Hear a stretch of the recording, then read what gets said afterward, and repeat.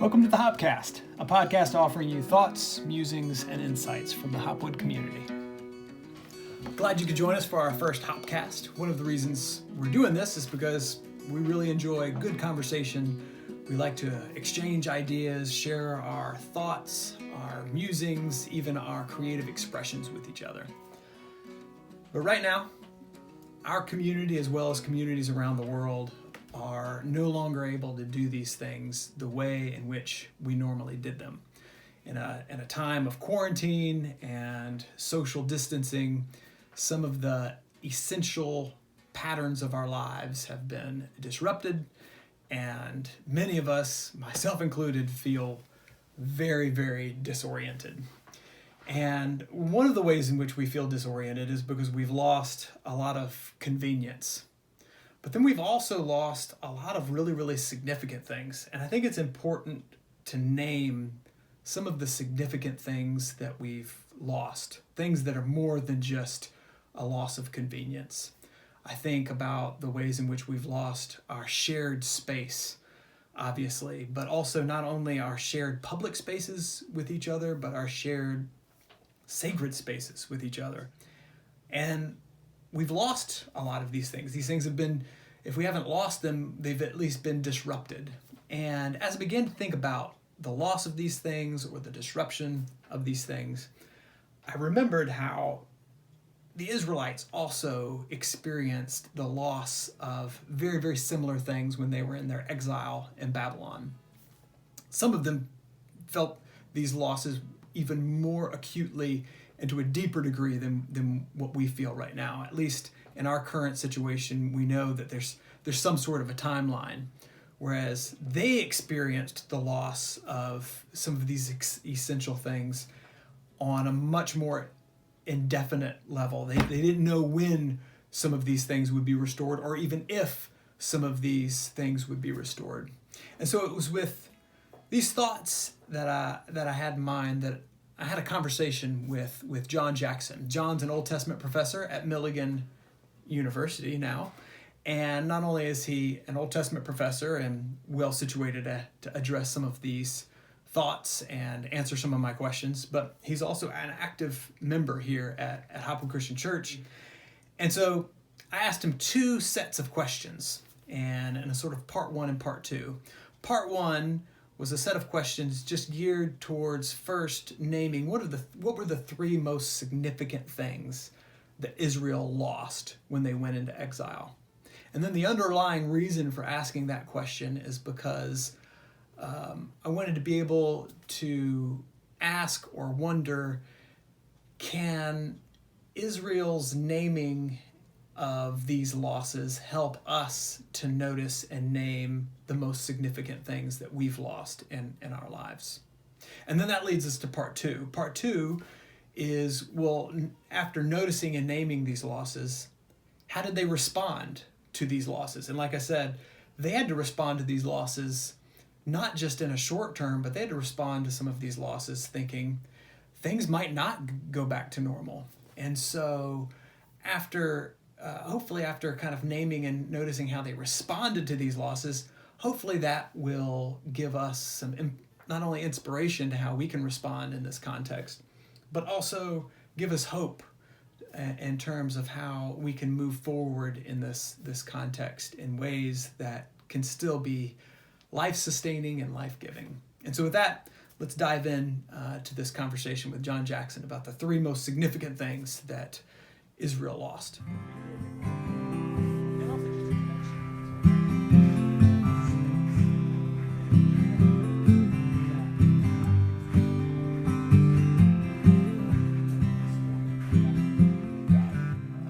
Okay, so you've got the land, and for Israelites, the land and the promise of the land goes all the way back to Abraham, Isaac, and Jacob. So in the stories in Genesis, God calls Abram and Sarai to leave their country, their clan, and their father's house, and to go to this land they'd never been to before.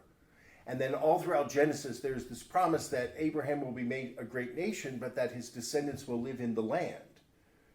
Now, that promise isn't going to be realized for hundreds of years. we come to the book of Joshua. You have the Exodus in the book of Exodus, but we come to the book of Joshua, and finally we see the Israelites coming into the land. Gradually they settle the land, they come to control the land. That again takes hundreds of years.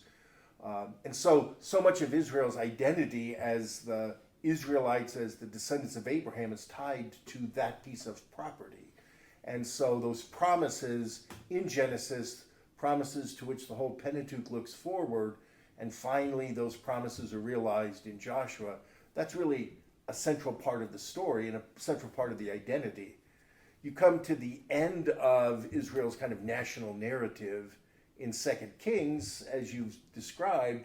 You come to the destruction of North Israel in the 8th century BC, where the North Israelites are, for the most part, deported by the Assyrians, and they lose their identity. Mm-hmm. We don't know what happened to the North Israelites. That's why frequently we'll refer to them as the lost 10 tribes of Israel. Yeah. We don't know what happened. Huh. And yet, these Judeans, these people from Jerusalem, they are conquered by the Babylonians. The Babylonians, over a period of a decade or more, take them into exile. The exile doesn't begin with the destruction of the temple. It actually begins 10 years earlier, when Nebuchadnezzar first comes to Jerusalem and deports the royal house, the aristocracy, the priesthood, all the artisans, the skilled workers. And so you're left with a rump state in Jerusalem with a puppet king who's been put on the throne by Nebuchadnezzar. The majority of the upper classes and the middle classes have already gone to Babylon. Yeah. 10 years later, after a rebellion by that king, Zedekiah, finally Nebuchadnezzar comes, decides to destroy the city, destroy the temple. The majority of the rest of the population is deported, so that according to 2 Kings and Jeremiah, the only people left are the poorest of the land. So just pause, just to get the timeline right. So there's a huge part of, I guess you could say, the people who actually create and maintain the culture. The heart of that is taken out, but the temple's still around. The temple's still there. You still have some measure of priesthood. So there's in their minds, these first generation of deported, or at least the first, how many years was it? There's a 10 year 10 years. 10-year period. At least in their minds, they're thinking, the temple's still there, right? Right. And then 10 years later. And the book of Ezekiel comes in that period of time, for the most part, where Ezekiel is a priest who's in exile in Babylon, trying to deal with exile, but also warning both people in Jerusalem and primarily the people in Babylon that the death of the temple is coming as well. We've lost our land. We're about to lose our temple too. Yeah. And so you lose the land, which for an Israelite goes all the way back to the initial promises God makes to Abraham. And then you lose the temple. And the temple is the dwelling place of God. It's not the only place that God is present, but God is uniquely present among the people in the temple. That kind of thinking, again, goes back to Israel's earlier history, particularly the time of the Exodus, when the Israelites came out of Egypt. They come to Mount Sinai. God makes covenant with them. But then after that covenant is made in Exodus 20 to 24, we have this really long section of Exodus, chapters 25 to 40, that are all about the building of the tabernacle. It's actually extraordinary that a third of the book is about the tabernacle, because the instructions are kind of boring. Right. I mean, here's exactly how to make the tabernacle. Oh, here's exactly how we made it. Yeah. Which is what our youth, we're actually trying to do a series on the tabernacle. It's hard to make it exciting and interesting, but it's crazy that it takes up so much of a very crucial book in, it's of the Torah, and yet that tells you, as boring as it might be in reading it, like there's something significant about this. And that's because the tabernacle is all about the presence of God, which I would argue is the dominant message of the entire book of Exodus. Yeah. It's God whose people, the Israelites, had been enslaved by the Egyptians. At some point, after hundreds of years, they cry out. God then raises up Moses. When Moses objects to God's command to go and lead the Israelites out of Egypt, Moses says, "Who am I that I should go to Pharaoh?" God's first response to him is, I will be with you. Yes. And it's that promise of presence and assurance that really inaugurates the call of Moses and eventually the whole Exodus event. And there are a lot of other elements of presence that run throughout the book of Exodus. But finally, after the making of the covenant in Exodus 24, God then says to Moses, okay, I want you to construct this portable shrine so that I may dwell there and be present in your midst. And the idea of the tabernacle is that it's portable, so it moves with the people. It's not limited to land. And when the tabernacle is constructed, the tribes then camp around it. Right. Now, usually in the ancient Near East, when a people wanted to have a sense of the presence of their God, they created an idol, a statue, an image of some kind.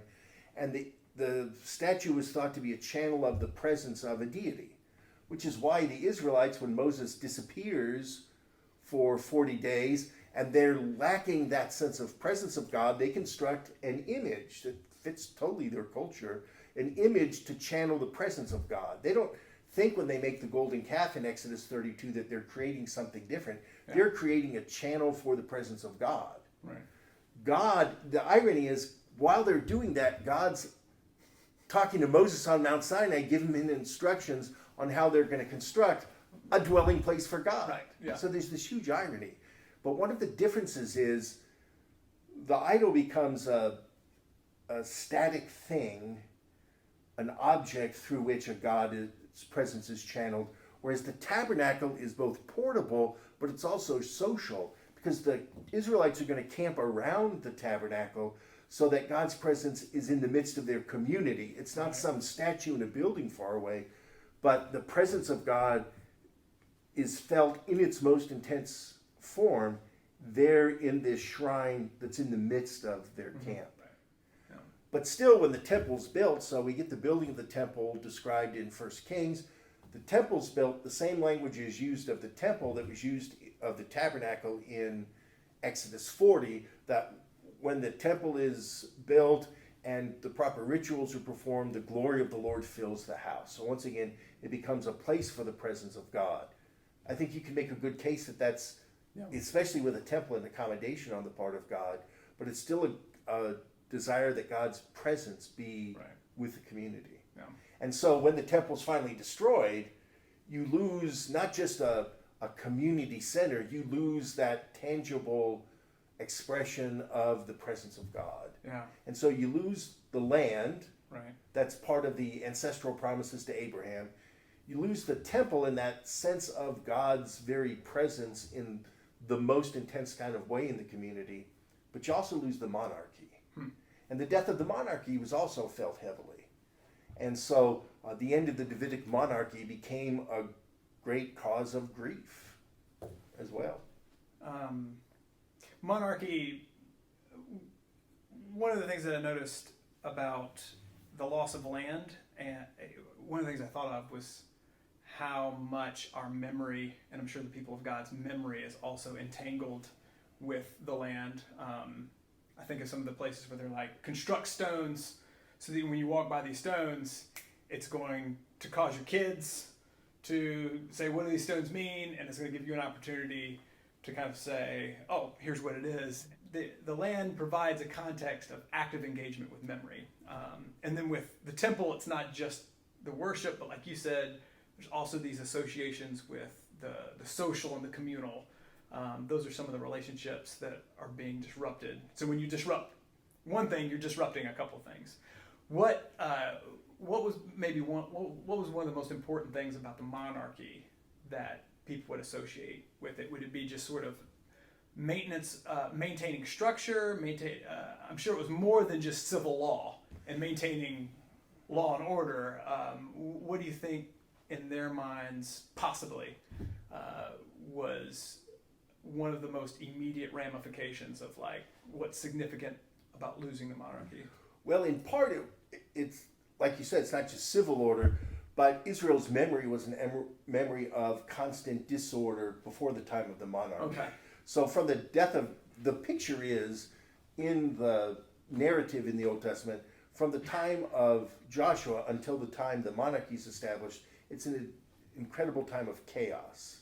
And it was difficult for Israel to maintain faithfulness. So the monarchy is tied up partly in, hopefully, this is what you hope, the monarch will be an agent of encouraging commitment to God and faith in God, and also justice, the practice of justice in the community.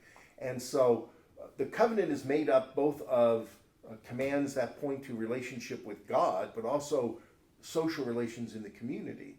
And so the king is pictured not just in Israel, but in the ancient Near East more broadly, as the one who's there to guarantee and maintain justice. So, for instance, there's a great psalm, Psalm 72, which is kind of a prayer for a new king. It's a psalm that has Solomon's name in the kind of introduction, in the superscription, and we're invited to imagine David as an aging king about to die, praying this prayer for his son Solomon. And the primary focus of Psalm 72 is the responsibility of the king to maintain justice. Yeah. And so without that kind of national identity, without that central figure as our guarantor of justice and order, again, we're flailing, and it creates that sense of disorder. Yeah. So before we move to the second question, some of the parallels I see with regards to land, sacred space, social connections, I think a lot of people feel it, talking even from our teenagers, who a lot of times we make the wrong assumption that their only preferred choice of interaction is through social media. And while they're very competent at social media interaction, I've just heard from a number of them that they definitely feel a profound sense of loss and frustration at not being able to share physical space with each other. I also like the realization that God is not tied to a building, the same way that Christians, especially evangelicals, really like to harp on the people of God. The church is not a building, it's people. Right, sure, absolutely true. But there's also a sense that we're all feeling of a loss. It's not just this building that we're in that's special. It's a space that's sacred because it's set apart for the purpose of shared worship, and it's also our space where our habits of action and interaction overlap. And so those are some things that were disrupted with the people of God that I think we all feel disrupted. And something else that just popped in my mind when you're talking about order and social order, and especially its connection with justice, one of the ways in which we become mindful of those who are in need of simple forms of justice, like not having enough food, not having enough resources, that's brought to our attention in this space, in this shared space, and just our forms of communication and touching base with each other, so that we know that the people on the fringes aren't being lost, and that's being disrupted as well. And I didn't think about justice and social order just on a very pragmatic level, how significant that was. And I'd add one other thing going along with the rituals of the temple that were lost. In this current situation, we've lost a lot of the rituals or the events that kind of mark our lives. And so a simple thing as a sports season being ended. So many of our families and our churches and our community more broadly, we're tied to the cycles of the season. And baseball opening day for Major League Baseball was this past week, and yet, of course, it didn't happen. Right. And the NCAA Final Four would be happening next week, and for a lot of people, that's a big event. Students losing not just the intimate contact of school, but all the events that have been lost at schools. The spring things that always happen, the spring play, the spring presentations and art shows that are part of the culmination of a student's academic career. My own son, who's finishing his last year of law school online now, will not be having graduation. Now, eventually they'll have some kind of an event, but that's an event, and Mary Jackson alluded to that in her communion meditation today, that people are mourning. Yeah. And that's okay. Yeah. There's a whole range of rituals, some significant enough to disrupt our notion of kind of how we mark time, like sports seasons, which is not insignificant. But then also I'm thinking, like, these graduations, and my son is graduating high school. These are rites of passage as well, in terms of not just, some of them are marking just our, where we are in the year. And then others are like, why we need to mourn these is many of us know how important these rites of passages are, just in terms of how we mark our lives. Right. And so, yeah, that's, and worthy to be mourned. These are not insignificant. And I think some people just need permission, as we've talked about or alluded to, permission to mourn. So we're going to pause the conversation at this point and reflect a little bit on the ways in which Israel's experience might help us to notice and name similar experiences in our own context. So I want to ask a couple questions.